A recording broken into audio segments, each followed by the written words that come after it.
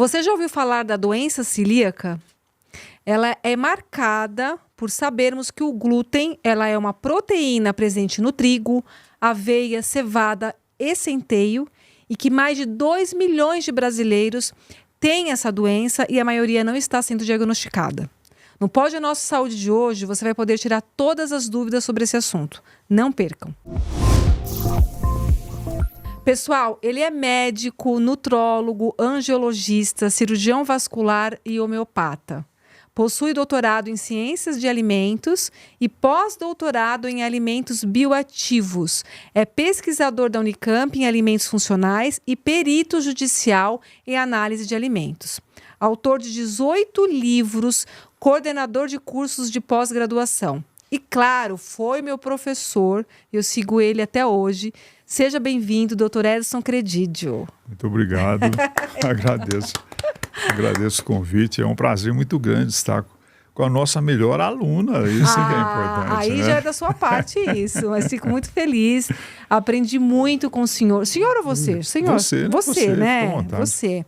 Faixa preta de karatê, Vinícius. Olha só, toma cuidado, hein? Ninguém pode brincar com esse homem. Galera, toma cuidado, hein? E tá aqui para ensinar a gente, porque a gente continua sempre aprendendo, né, doutor? Todo dia a gente aprende mais um pouco, né? Dentro da área da medicina, né? E é muito bom, assim, saber que a gente pode compartilhar com você algumas informações tão importantes que hoje, como a gente conversou nos bastidores, está na moda, né? Muita coisa, né? Tá. E a gente precisa conversar com pessoas que realmente entendam, né, Vinícius? Concordo. O Vinícius é celíaco, né? Tenho a doença celíaca, vai fazer 4 anos já. Fui diagnosticado há uns 4 anos, isso mesmo. E desde lá venho fazendo acompanhamento e evito comer glúten. Na verdade, tirei totalmente o glúten da minha alimentação.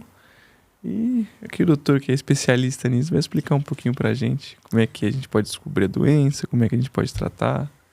Então, Vinícius, você vê que retirando o glúten, a vida é normal praticamente. Sim, totalmente. Né?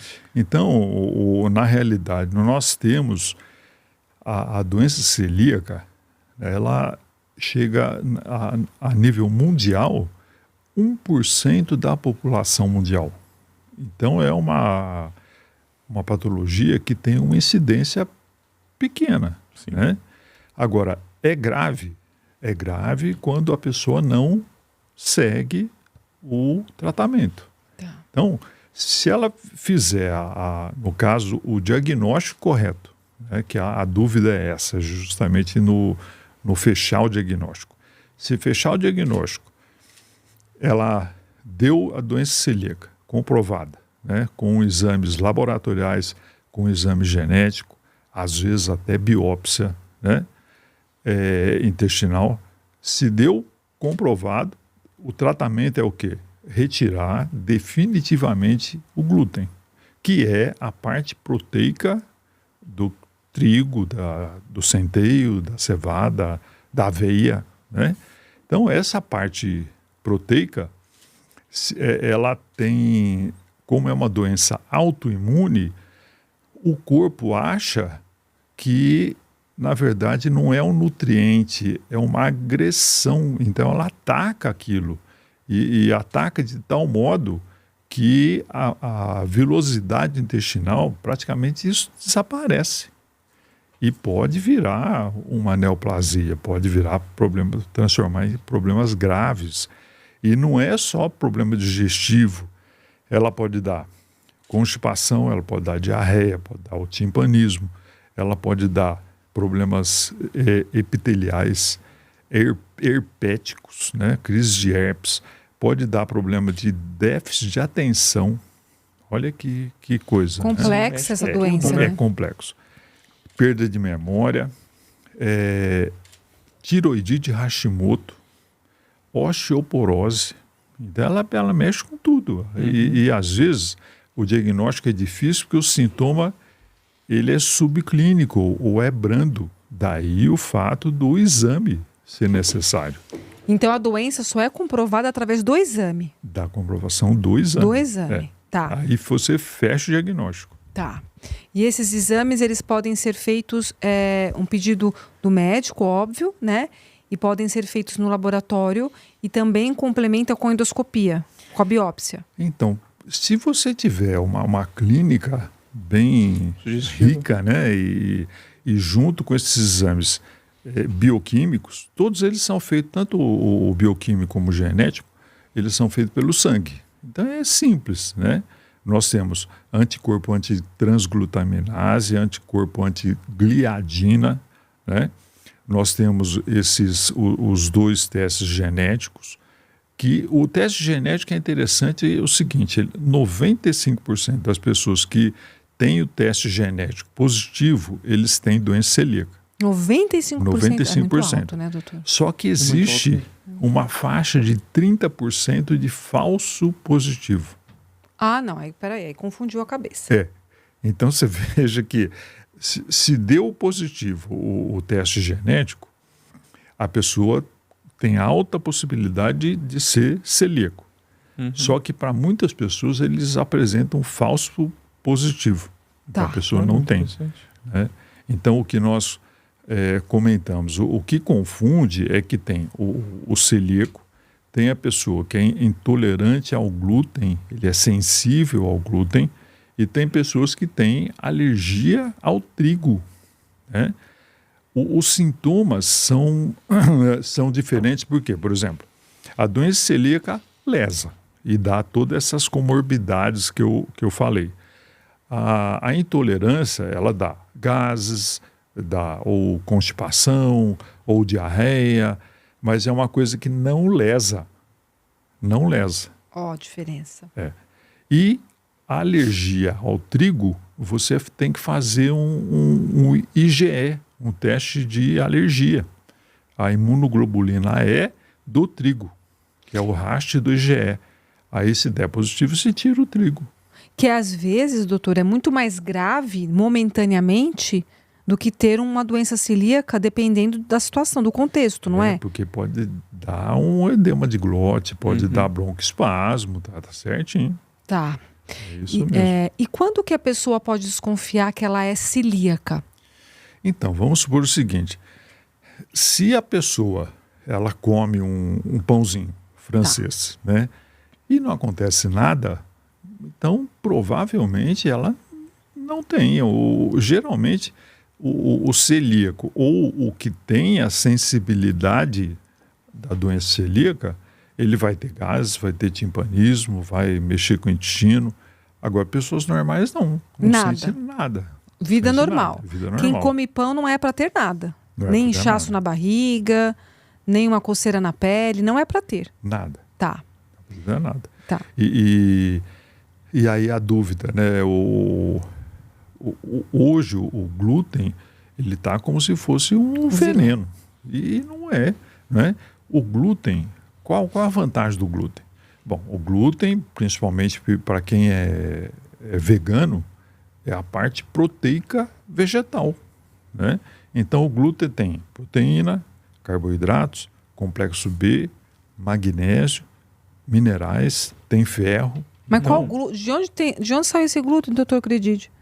Porque hoje em dia o glúten é tudo modificado. Como é que nós Então. podemos confiar que esse glúten tem tudo isso? De onde que vem? Mas veja, Né? o que você fazendo o pão, o que deixa o pão com elasticidade, que deixa mais fofo, né, que eles falam, mais saboroso. Eu sou filho de italiano, a vida inteira comendo massa, né?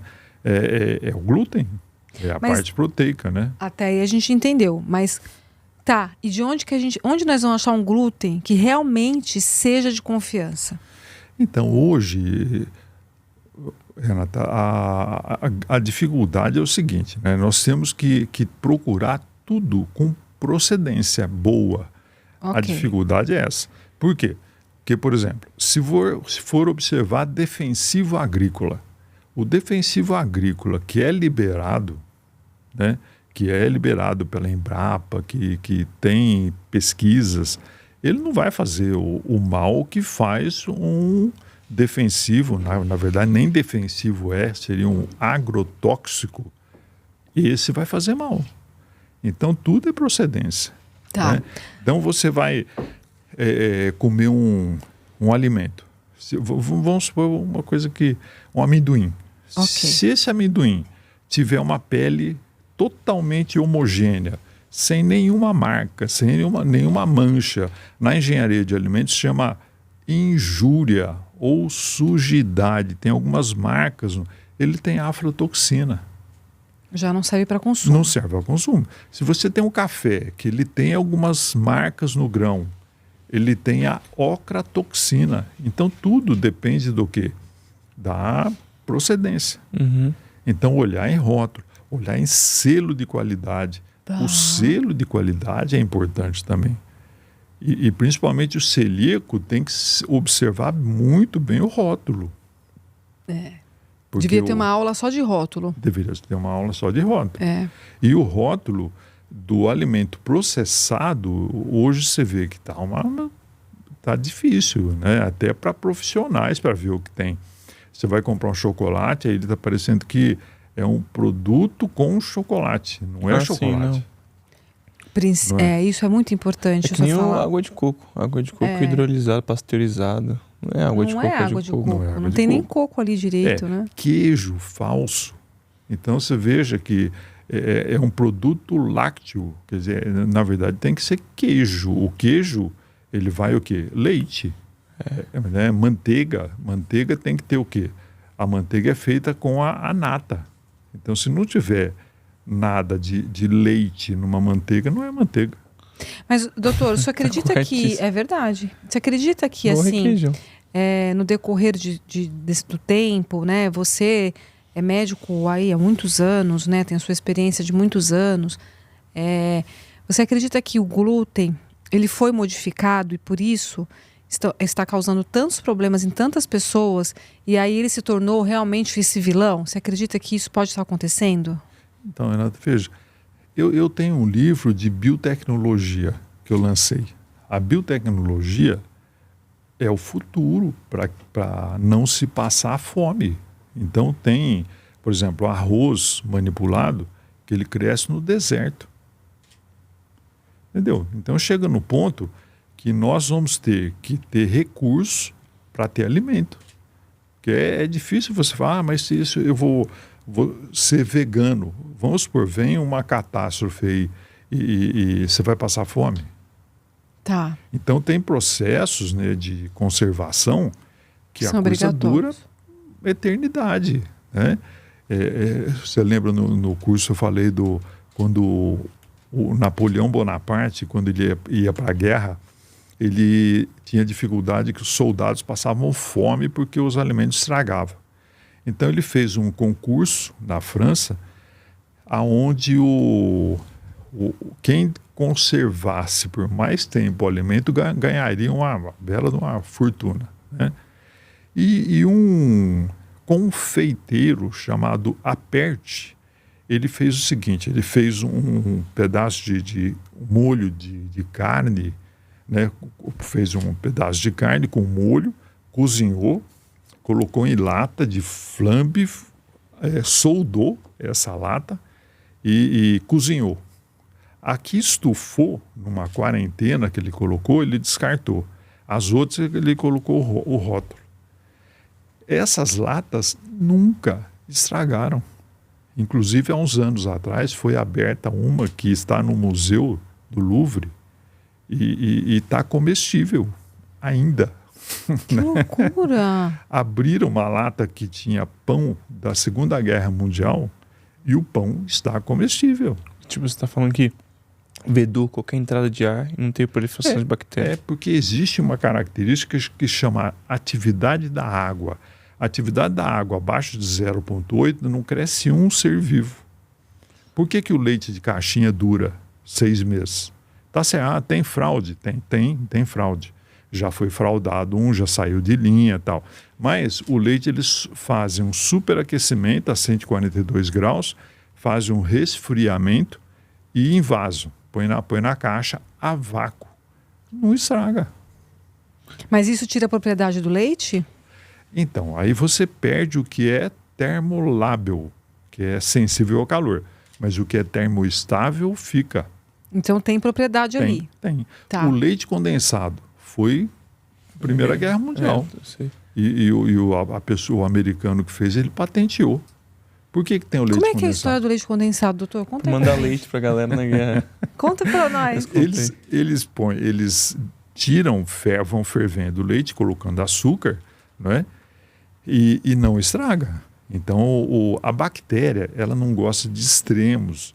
Então, ela não gosta de nada muito ácido, nada muito básico, nada muito doce, nada muito salgado. Então, o leite condensado não estraga. Tem sentido. A carne seca não Pensei estraga. agora nisso. O bacalhau não estraga, porque tem o sal. O picles, os alimentos que estão com vinagre, não estragam. Alimentos em conserva, né? No geral. Em geral. Então, isso tudo, Interessantíssimo. eu penso também nesse aspecto da fome. Como que você vai fazer? Eu prefiro, sinceramente, comer um alimento transgênico do que passar fome. Ah, sim. Claro, sem dúvida. Um sem arrozinho dúvida. transgênico do que um... Não é? Não, totalmente. Então, esse é o Entendi. ponto de vista. Então, a modificação que eles fazem para melhorar o produto, ela é viável. Mas não deixa de ser industrializado. Então, o que nós temos que fugir, né, é o processado. O processado. Se você comer o alimento que foi processado, ele vai ficando pobre. Né? É o exemplo que eu sempre dou, o açúcar. O açúcar, ele é retirado do melado ou melaço da cana, que é a rapadura, aí ele é moído, ele dá o açúcar mascavo. Depois ele foi processado, ele virou o demerara. Aí ele foi refinado, ele virou o cristal. Aí ele foi refinado, ele virou o açúcar refinado, e mais um processamento ele virou o confeiteiro. Então o mascavo, ele é muito rico. Já o açúcar, partiu do açúcar, o açúcar refinado, é caloria vazia, só tem a caloria. Então, o açúcar, assim, o açúcar mascavo, ele ainda tem propriedades. Ele é rico. Ele é rico. Rico. É outra coisa também polêmica, né? É muito Todo polêmico. mundo É muito tirando polêmico. açúcar. Gente, em casa nós usamos açúcar. Mas açúcar é bom para quê? O açúcar, se você for ver o Açúcar integral, mascavo, né? ele tem minerais, tem vitaminas. Só para ter uma curiosidade, por exemplo, se a cana, um inseto, botar um aparelho sugador na cana para tentar chupar a sacarose ali da cana, a cana solta uma substância chamada canacistatina que derrete o aparelho sugador do inseto. Que louco. Então é uma defesa da cana. E esse produto atua no Alzheimer, na prevenção do Alzheimer. Doutor, repete isso para todo mundo saber. Peraí. O produto que tem na cana, que é a canacisteína, Na verdade, esse grupo chama fitoalexina. A fitoalexina são os produtos produzidos pela fruta, pelo legume, pela verdura, para se defender, porque a fruta está viva. Ela só morre quando apodrece. Né? Então, vamos supor, a cana, ela está viva. Aí vem um inseto lá, um besourinho, e enfia o aparelho sugador para chupar a sacarose. Né? Só que a cana solta essa substância, essa fitoalexina, que é chamada de canacistatina, que derrete o aparelho sugador do inseto. Aí eles foram pesquisar e isso tem uma ação no Alzheimer.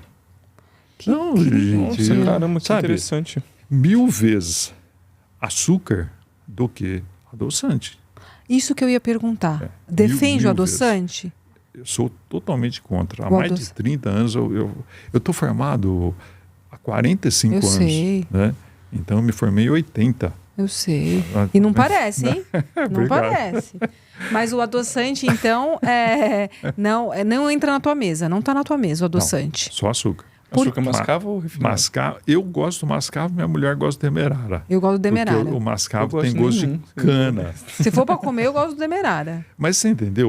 Claro, o obviamente. adoçante hoje, ele é sintético, é uma Sim, coisa totalmente. química. Tem relação hoje do adoçante com tiroidite Hashimoto, com desbiose. ele altera a microbiota intestinal. Então, por que você vai usar se você... Quem deve usar adoçante? Diabético. Agora, eu acho absurdo você dar adoçante para criança. Entendeu? Mamadeira com adoçante. Gente, se não quer que o filho seja obeso, deixa ele treinar desde criança. É isso. Gostar de ginástica, não fazer... Entrar com adoçante, entrar com dieta, falar, não, mas gente, o diabético, doutor, que você falou que pode estar até pro adoçante pode servir pro diabético, não é melhor então não ter adoçante, tipo, o diabético nem comer nenhum tipo de açúcar, então, só açúcar das frutas, que é natural? Eu acho, por exemplo, que o ideal seria sem açúcar, sem nada. Estamos falando do diabético. Tá. Aí teria uma indicação médica, né? De não usar o açúcar. Tá? O que tem duas possibilidades, ou não usar ou variar. Então, por exemplo, ele comprou um vidrinho de aspartame, acabou, ele compra sacarina, acabou, ele compra o acesulfame. Para quê? Para não formar resíduo. Porque isso é prejudicial, né? Nós falamos da fruta. Durante o meu doutorado na Unicamp, nós fizemos uma cromatografia de banana. Então você corta a banana, cada 15 minutos você faz uma cromatografia. O que é a cromatografia, doutor? A cromatografia líquida de alta eficiência é um aparelho que você, por exemplo, você quer ver o que tem numa banana, por exemplo. Tá. Você bate ela com líquidos, você coa, aí você põe no aparelho e o cientista aperta o Enter. É brincadeira, né? Aí já sai tudo que tem. Vitamina B1, vitamina B2, vitamina tudo. Já sai todos os componentes da banana. Chamado CLAI. Então hoje tem cromatografia líquida, cromatografia gasosa, tem cromatografia capilar. É uma loucura, você descobre tudo. É o que usa no doping. Não adianta você enganar o cientista que eles vão te pegar. Tá. O que você usou aparece. Então nós notávamos, cada 15 minutos a cromatografia da banana mudava. Por quê? Porque ela está morrendo. E quando você corta a banana, não fica uma casquinha escura. Ela está formando uma casca, liberando enzimas escurecedoras. Para se proteger do resto, para poder o resto não morrer? A peroxidase e polifeniloxidase, que é como se fosse uma casca nova. Caramba, ela tá meio que se regenerando ali. Está se regenerando, ela está viva. Pasmei. Tá comendo vivo. Eu pasmei. Porque para mim, aquela parte preta da banana é que estava apodrecendo. Ela está tentando sobreviver. Coitada da banana. Nós falamos nós falamos da fita-lexina da cana. A fita-lexina da uva é o resveratrol. Então a uva é um assunto incrível. A uva, a pessoa está pisando nela lá. Está macerando a uva e põe a enzima para ocorrer a fermentação alcoólica, né? Então o que acontece? Ela libera o resveratrol para tentar matar quem está fazendo a fermentação alcoólica. E esse resveratrol para a gente é ótimo. Porque atua na parte circulatória. Então você veja, é uma área de pesquisa que dá uma margem gigante de benefício. Que legal. Que interessante. Doutor, falando em tudo isso, porque você é engenheiro de alimentos... Deixa eu tirar uma dúvida antes de você fazer essa muito pergunta. interessante, tem muita pergunta. Assim, outra pergunta relacionada à uva também. O vinho, ele tem resveratrol ou não? Tem. Tem mesmo? Doutor Acredite toma taça todo dia de vinho, né, doutor? Todo dia. Eu sei. Só uma tacinha. Não, tô brincando. Nós abrimos uma garrafa e tem aqueles aparelhinhos que travam. Então, por exemplo, uma garrafa é uma taça para mim, uma taça para minha mulher, pequena. Então, uma garrafa, por exemplo, dura um mês. Ah, claro, não, obviamente. Então, seria... Eu prefiro isso do que tomar o resveratrol. Me desculpe os laboratórios aí, mas você concorda? Então... Tá. Não é? Por exemplo, hoje está na moda o Ora Pronobis. Né? Acredita no Ora Pronobis? Então, o Ora Pronobis, há uns 40 anos atrás, eu fiz um artigo. O Ora Pronobis, ele veio, ele ficou famoso em Tiradentes que teve um chefe que fez um prato usando a Ora Pronobis. E agradou todo mundo, porque você já comeu a Ora Pronobis? Já. É uma meio gordinho, macio, crocante, é muito saboroso. Eu já comi. Eu tenho né? na minha casa plantado. Então, aí isso que eu falo. Para Ora que Pronobis. você vai tomar a cápsula se você põe numa jardineira, vira uma árvore? Ali cresce muito. Você tem... A Rosângela tem essa coisa de plantar, ela vira e mexe, está podando e dando para os pacientes a muda. A muda. Que bom. Então, Ora Pronobis, o senhor de engenho mandava o escravo ir buscar para ele comer, e ele passava na frente da igreja e falava assim, ore por nós. Por isso que vem Ora Pronobis. Esse surgiu daí o nome. E é muito rico, e tem muito proteína, rico. tem minerais, entendeu? Então, ela prepara assim, quando o arroz está meio cozido, ela põe as folhas por cima ou faz na salada. Que incrível, Então, olha não essa do tem arroz. necessidade de você comprar cápsula, porque a Doutor, você vai cápsula... falir todas as empresas. Eu acho. Tô brincando. Eu tô brincando, mas é isso, tá certo. É a ciência, né? Nós, né, você como nutrólogo também, faça do seu alimento seu remédio seu alimento. Então, isso aí. o correto é comer alimento de verdade. Tá Coisas certo. vivas, né? Coisas Coisas vivas. legumes, verdura, fruta. É como o celíaco. O que o celíaco deve comer? Arroz, feijão, verdura, legumes, frutas, carnes. Não dá para comer bem? Dá. Todo mundo fala pra mim. Vida normal. A pergunta gente. que mais me fazem é: arroz tem glúten? É a que mais me. Mas isso é falta de conhecimento. Como Cara, as pessoas não têm o conhecimento, Como as né, pessoas dos me alimentos? perguntam, nossa, eu comi arroz? Eu falei, como? Então, e é interessante, né?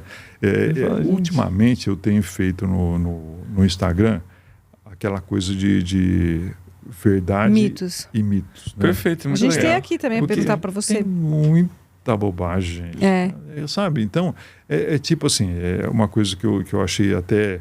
A Unicamp tem um departamento de leite e derivados. Então, a professora tem PhD pós-doc na Holanda, uma sumidade, né? Então, se tem um departamento com N pesquisas ali de mestrado, doutorado, pós-doutorado, a coisa realmente funciona. O leite é remédio. Ele tem 452 ácidos graxos. Alimento nenhum tem isso. O leite. O leite. Mas o leite de verdade ou o leite... Aí é que tá. Leite de vaca. Leite de vaca. Mas a De vaca de antigamente... Não é nem a vaca de antigamente. A vaca... A retirada do leite na vaca era diferente de hoje. Então, era manual. Hoje tem a ordenha eletrônica. Mas também não Mas você não muda acredita nada. que depois que hoje, no caso, eletrônica lá, tá lá, a ordenha, depois o leite passa por um processo de transformação e quando chega na nossa mesa não é mais tão leite? Então, diferente mas sabe, de antes? Ana, tem muita lenda urbana aí, viu? Não Tem muita lenda? Tem, Eu demais. acho que é mais demais. lenda do que- É mais lenda do que realidade. Também É acho. como esse de caixinha. Como que um leite vai durar 6 meses? Isso. Eu expliquei. Do vácuo. Você ferve, esfria e põe no vácuo. Ele dura. O leite em pó, ele dura meses, né? No caso, por exemplo, de... Você tem 2 problemas com o leite. Você tem intolerância à lactose, que você dá lactase, e você tem alergia à proteína do leite de vaca. O que você faz? Você tem 2 opções. Ou tomar o leite hidrolisado, que é altamente hidrolisado. Você tem a proteína complexa, quaternária, terciária, secundária, primária, e tem os aminoácidos. Então, o leite altamente hidrolisado, o alérgico à proteína do leite de vaca para tomar. Não dá reação, né? Inclusive, eu tinha um pai de um alérgico que ele fez uma coisa empírica e funcionava. Sabe o que ele fazia? Ele fervia 4, 5 vezes o leite, fervia até quase cair e desligava o fogo. Fervia 4, 5 vezes. O que ele estava fazendo? Quebrando as hidrolisando. E o garoto conseguia tomar. Uau! Para não ficar com leite vegetal, porque eu estava falando do leite. Tem toda essa quantidade de ácido graxo. Tem o cálcio que fica 100%. Tem aminoácidos essenciais. Ele é um alimento que tem todos os aminoácidos que nós necessitamos. Então, é remédio, né? Tem um caso de um senhor que ele está com 116, que mora nos Estados Unidos, e aí perguntaram-lhe o que ele acha que deu essa longevidade tão grande para ele. E ele fala o seguinte, ele fala, olha, eu não sei precisar, super lúcido, sabe? Não sei precisar, mas uma coisa que eu acho que afetou minha vida foi que durante uns 30 anos eu trabalhei em cooperativa de leite. E o dono era uma pessoa muito solista, muito boa gente, ele mandava os funcionários irem com a caneca de pendurada.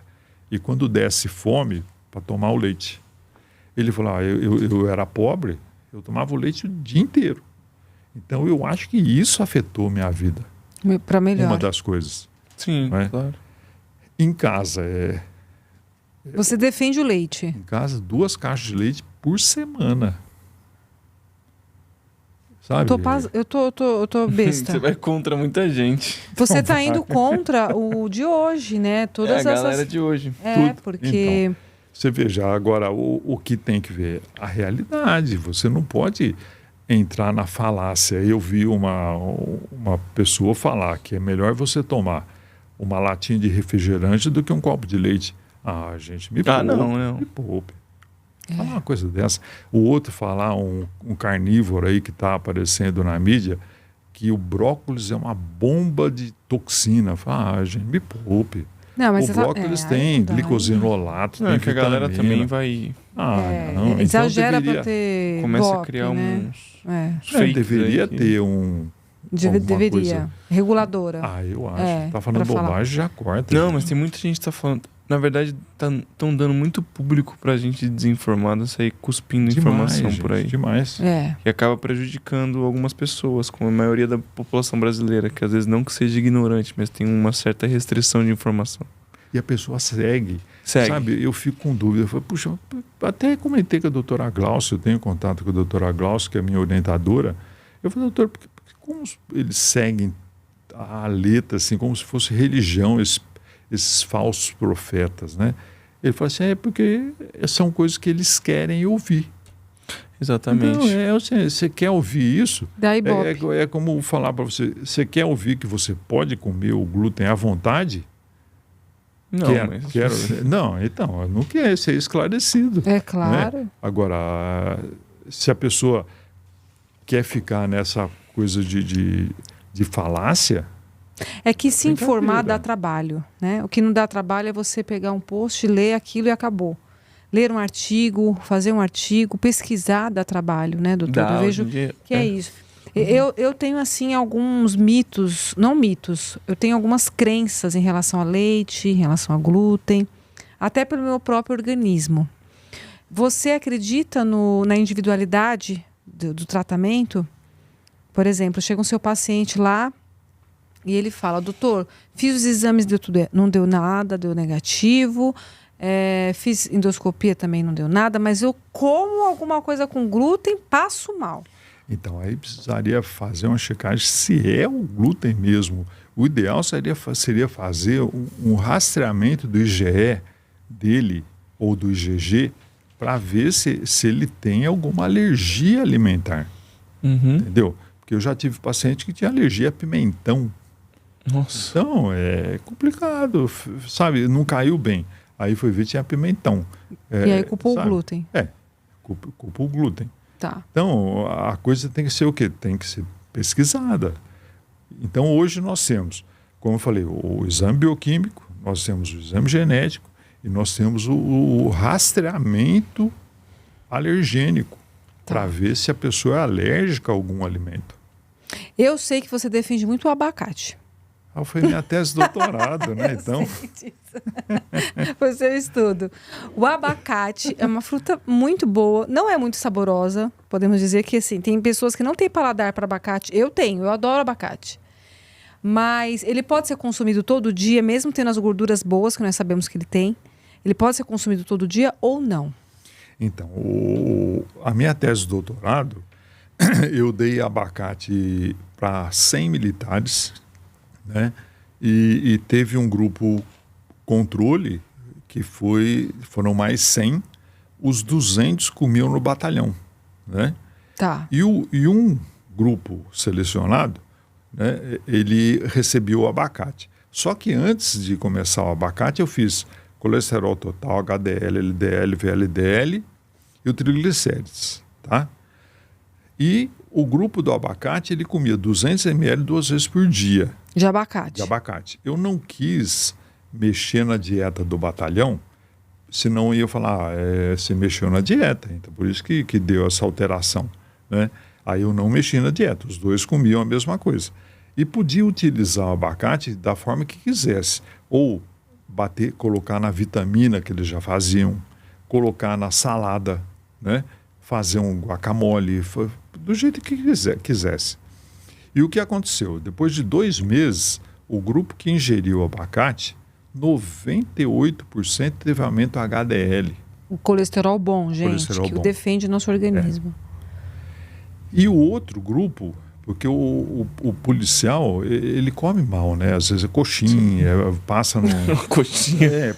Coxinha, empadinha. Não é? Passa no lugar... empada, né? Empadinha. Gosta muito de salgadinho, sanduíche. Então, o outro grupo ou aumentou ou manteve, porque eles fazem muitas atividades físicas também, né? Sim. Tinha uma tenente lá que judiava da turma. É mesmo. Mas o que eu achei interessante, a cromatografia do abacate, ela deu ômega 3, 6, 7, 9 e 11. É a única fruta que tem 5 ômegas. E pode comer todo dia? Eu como. Todo dia. Todos os dias. Quantos anos o senhor tem? Desculpa a pergunta. Se eu estou formado há 45, eu estou com 70. 70 anos. Olha, Tá muito bem. o senhor tá bem, viu? Tá muito bem. E o que é gozado no campeonato de karatê, eles pedem documento. Eu fico contente de quando eu falo, você não é desse dojo aqui, não. Vai buscar o documento lá. Não, muito bom, Muito doutor. bom mesmo. São curiosidades, são fatos, né, que você está passando aqui para nós, são estudos, né, de muitos anos e que as pessoas têm que se acostumar com pessoas que realmente sabem o que estão falando dentro do científico, né, dentro de uma ciência, né? Uhum. A gente está acostumado a ouvir muita coisa muito rápida, soluções rápidas, instantâneas. Então eu fiz questão de trazer você aqui exatamente porque eu sabia que isso vai trazer uma polêmica, óbvio, por conta não porque está certo ou errado, mas porque as pessoas estão acostumadas, como eu falei, a ouvir o que querem, né? E vai trazer mais informações. Então, Renato, uma coisa que é meio que praxe e todo mundo... o frango cresce porque recebe hormônio. Isso. Eu falei, gente, o hormônio... Eu pergunto, quanto gasta um fisiculturista para ficar bombado? É de 20 a 30 mil reais. Como que vai dar hormônio para galinha? Gente, não tem sentido. Sabe, fica muito caro. Então, o que eles fazem? É uma ração supervitaminada, com proteína, e eles deixam a luz da granja acesa à noite. Ela come 24 horas por dia. Por isso que ela cresce em 2, 3 meses. Não tem hormônio no frango. Nada, não tem hormônio. Isso é lenda. Eu já vi uma vez que eles dão uma coisa que chama cama de frango pro gado.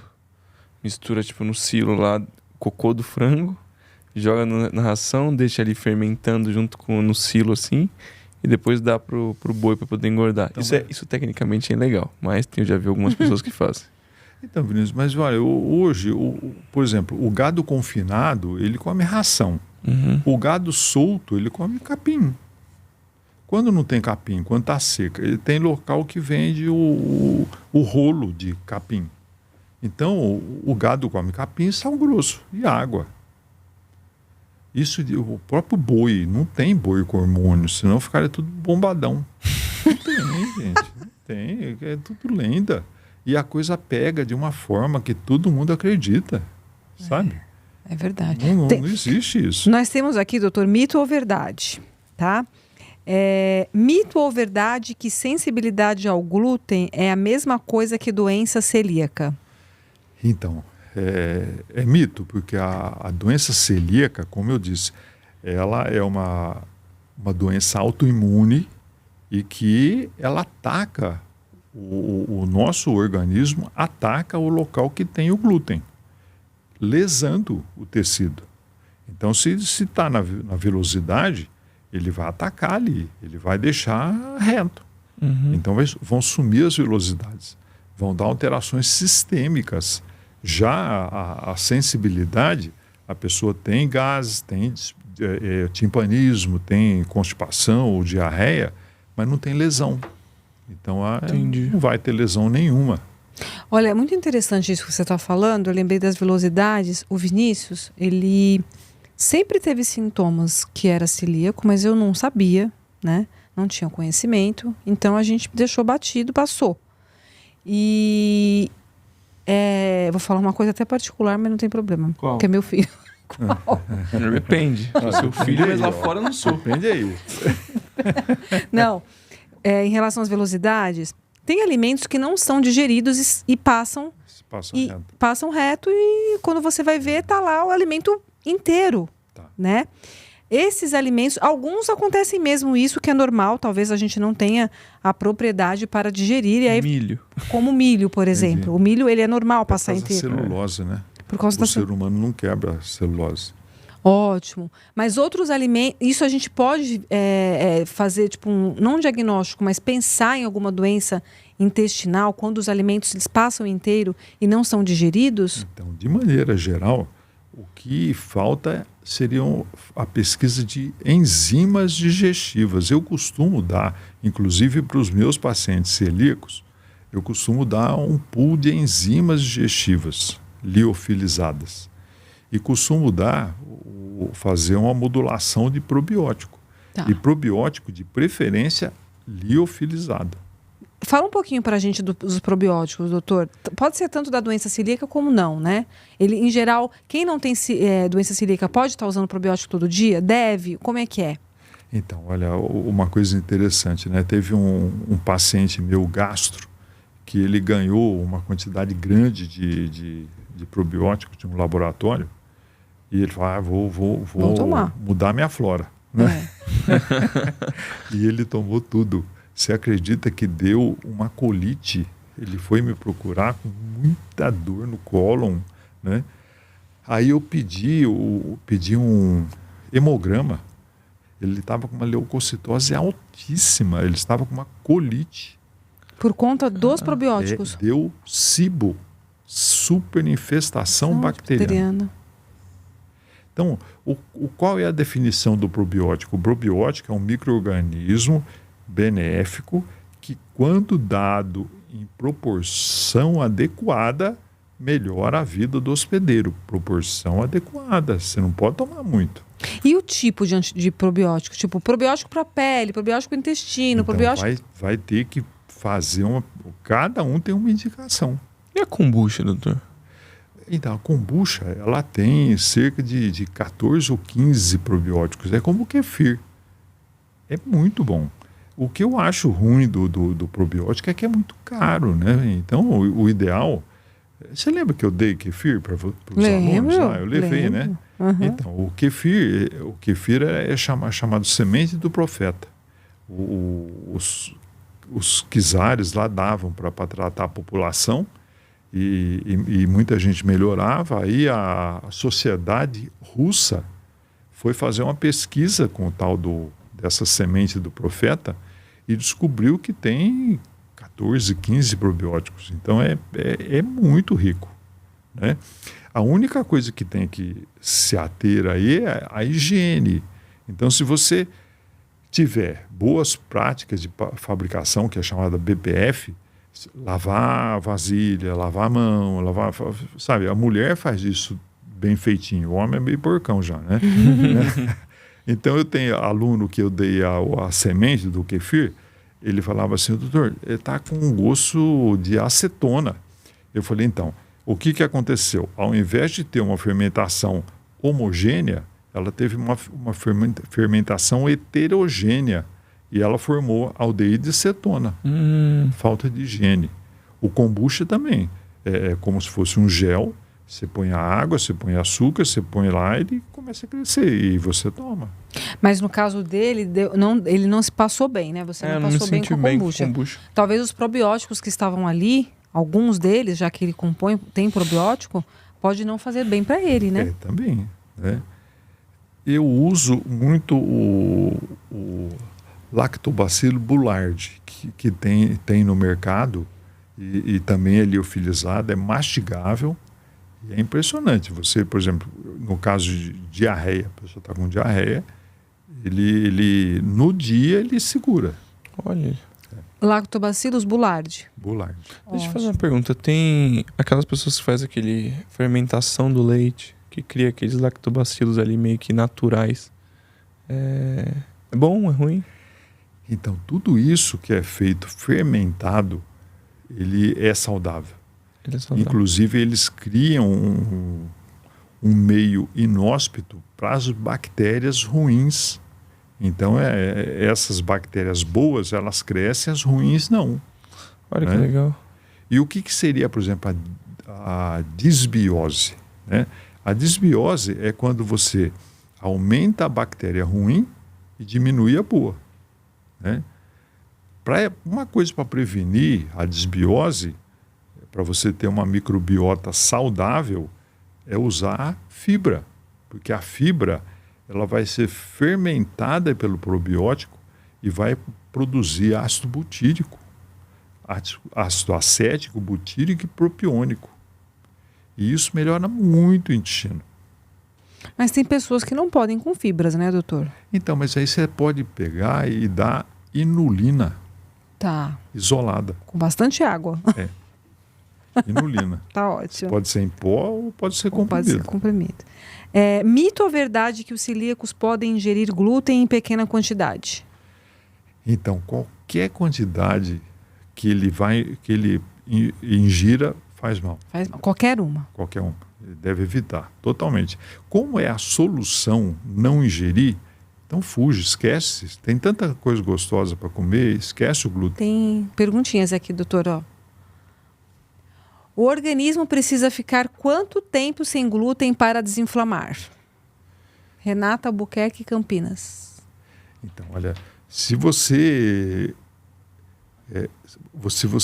para começar, você não pode ingerir o glúten. Tá. Então, quanto tempo tem que ficar para desinflamar? Primeiro precisa ver se é celíaco, ou se tem a sensibilidade, ou se é alérgico a algum alimento. Né? Mas vamos supor ele, no caso, que é celíaco e comeu sem querer. Comeu sem querer. Que nem aconteceu uma vez que nós fomos no restaurante e tinha lá um creme de espinafre. Tá. E fizeram um creme de espinafre com farinha. Tá. Aí, quanto tempo mais ou menos dura a inflamação então, no eu organismo entraria, no caso, com o probiótico. E tudo que intoxica, que faz mal, eu tenho o hábito também do carvão vegetal. Ah, do carvão vegetal. O carvão é um santo remédio. Ele como se fosse, ele puxa, né? Puxa. Eu estava lendo uma vez que o carvão ativado, né? Tem o ativado e tem o vegetal. A diferença qual seria? O ativado é o que tem em hospitais, né? Para envenenamento, para... Não é a mesma coisa. E o carvão coisa. É o carvão de verdade, só que ele foi encapsulado. Entendi. O carvão que faz churrasco? Sério? Só que ele sofreu ele foi preparado, ele sofreu uma... processo. Ela tá lá quebrando carvão de churrasco, assim, colocando no chá e tomando. E aí tem essa função de puxar a toxina ou alguma coisa que está te fazendo mal? Eu fico impressionado. Por exemplo, dá uma gastroenterolite. Sim. Né? Você entra com carvão, entra com este lactobacillus reuteri, né? Você começa a comer arroz, purê de batata e uma carne grelhada e maçã sem casca. No final do dia está bom. Olha aí, Vinícius. Você não vai para o hospital. E não pode tomar água, porque se desencadear... Nossa, eu faço totalmente o contrário. Não. Se der ânsia de vômito, você pega 1 litro de água, uma colher de sopa de açúcar, uma colher de chá de sal, mexe e vai tomando. Faz um não soro. toma água. Soro caseiro. Não, por que não toma água? Porque aí desencadeia o vômito. Isotônico. Tá. Né? Mas fora isso, não. E isotônico também não pode. Isotônico não pode. Tem que Ir lá ser- tomar um Gatorade, Tem não. que ser hipertônico. Ok. Reidrate, Pra puxar, Drafix, Pedialite, todos esses hipertônicos. Olha aí, Vinícius, uma receita boa para você. Já estamos, tratando quando você, às vezes, comeu alguma coisa. Até a contaminação cruzada, que tem uma pergunta aí, né? Também, contaminação Mitch, vamos cruzada. É, contaminação cruzada é complicado. O que neutraliza o efeito do glúten, Alexandre do Guarujá? Seria mais ou menos o probiótico e o carvão. E o carvão. É. Tá. E mais uma tem? Aí. Quais são as fontes mais comuns de contaminação cruzada? Então, o ideal seria você ter a tábua de cortar os talheres separados, né? Inclusive isso não só para o glúten, para o próprio dia a dia, né? Ah, sim. Então, uma tábua verde para legumes, uma tábua branca ou azul para carnes, porque se você faz essa contaminação cruzada, é comum. Então, se você corta alguma coisa, né, cortou alguma coisa que tenha um pão, né, cortou um pão e depois vai cortar uma verdura que o celíaco vai comer, ele vai passar mal. Eu tenho nojo de tábua de carne, essas coisas. Eu tenho nojo dessas tábuas. Precisa ser uma Eu coisa... moro sozinho, então acaba que lá em casa é sem glúten. Tudo não tem como contaminar, né? Não entra tem. glúten em casa. Mas a tábua de carne e a tábua de legumes você tem também? Tenho. Não. Ele é todo regrado depois que descobriu. Perfeito. Graças a Deus.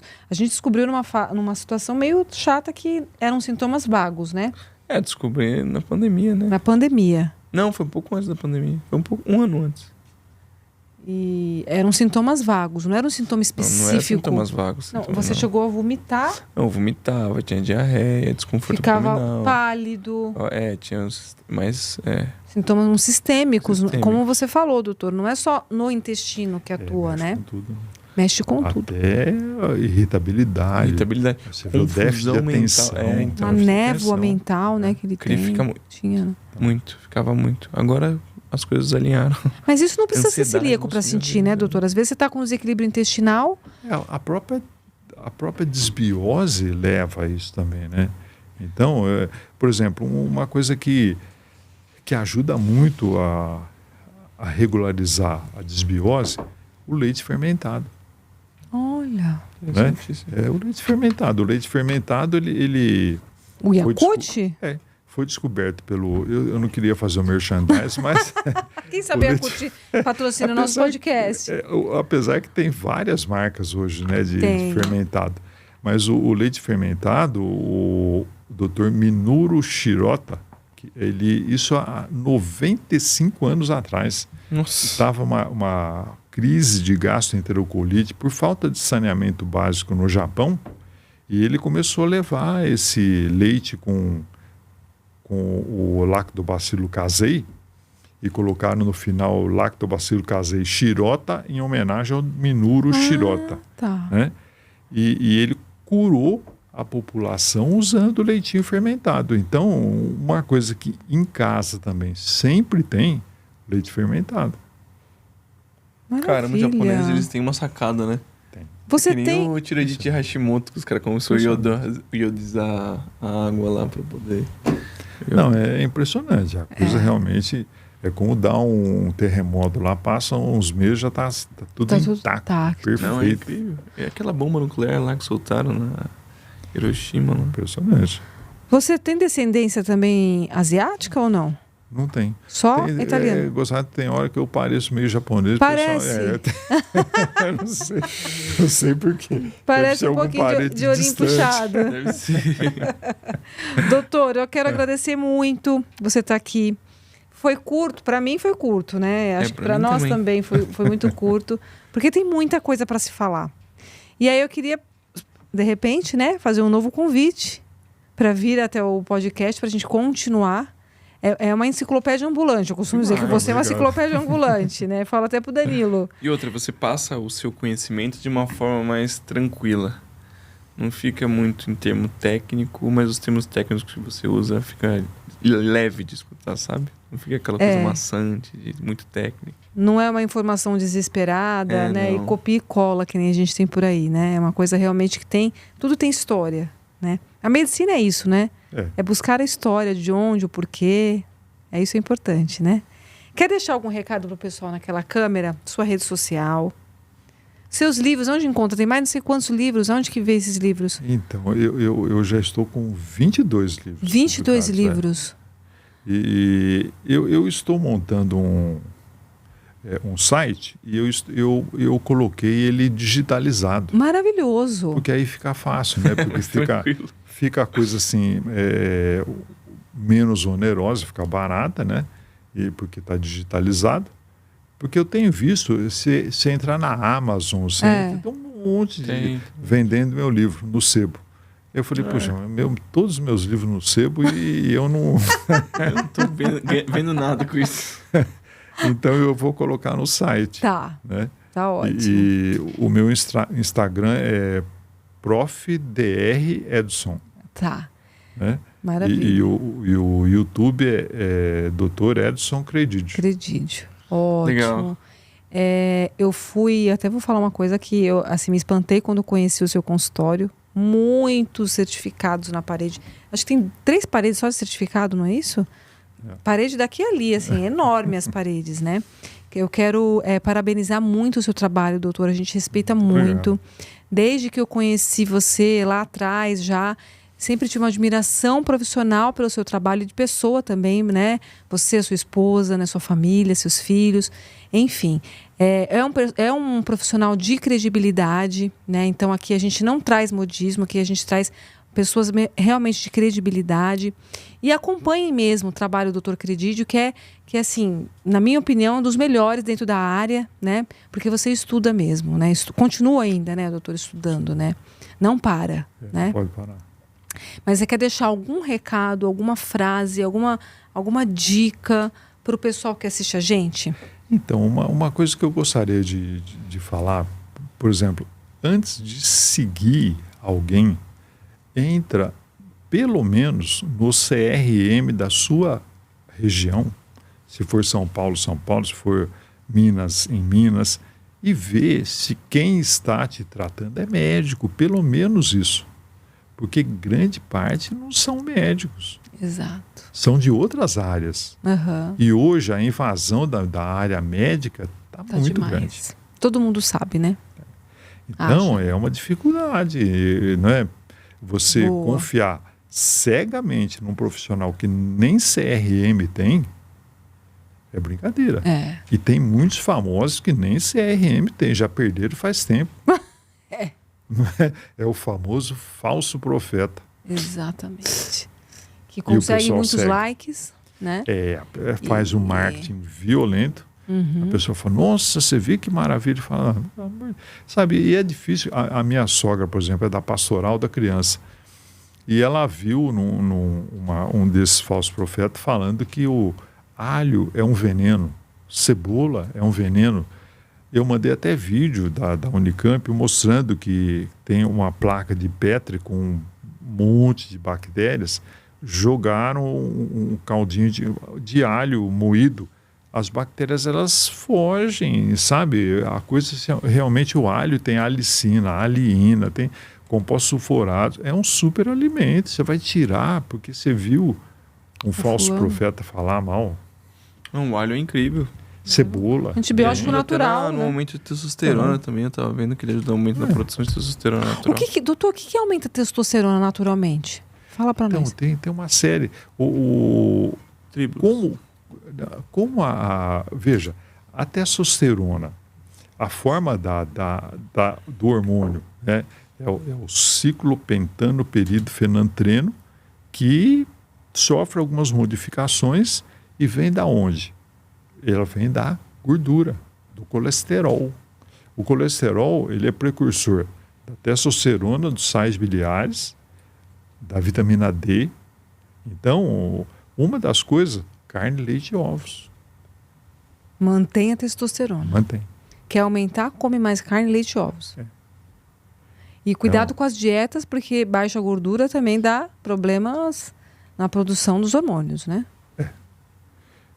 Porque o fato também dessas coisas de modismo, então tirar totalmente gordura, não é saudável. A vitamina D, as vitaminas lipossolúveis só são absorvidas com gordura, né? Maravilha. Você pode morar aqui no podcast? Mas olha, foi um prazer, foi gostoso. Foi muito bom. Foi ótimo. Tranquilo. Foi muito incrível, bom, né? doutor. Maravilhoso. Eu quero Bom agradecer o estúdio Porte Par, André Lemos, nosso caricaturista, e a menina das canecas que disponibiliza pra gente essas canequinhas incríveis pra gente presentear nossos convidados. E não esqueçam também de acessar o nosso canal no YouTube, o Pod é Nosso Saúde, né, Vinícius? O nosso Instagram, que ele sempre lembra pra mim, né? Sempre lembra. TikTok, Instagram, as redes vizinhas, né? Deixe comentário. Ative o sininho, compartilhe, fale para o seu colega ir lá se inscrever e dê sugestões. Doutor Credídio foi um pedido meu para vir aqui no podcast, né? Agora, através do nosso podcast, vocês já vão conhecer. Claro que ele já é conhecido nas redes, nas universidades, dá aulas, né, para as universidades, enfim, tem seus livros publicados, mas a gente vai tentar trazer mais vezes ele aqui para, né, encaixar na agenda dele, que eu sei que é difícil, mas a gente colabora aí com o transporte, doutor. Enfim, muito obrigada por estar aqui. Foi um prazer. E é um prazer, foi nosso mesmo, de verdade.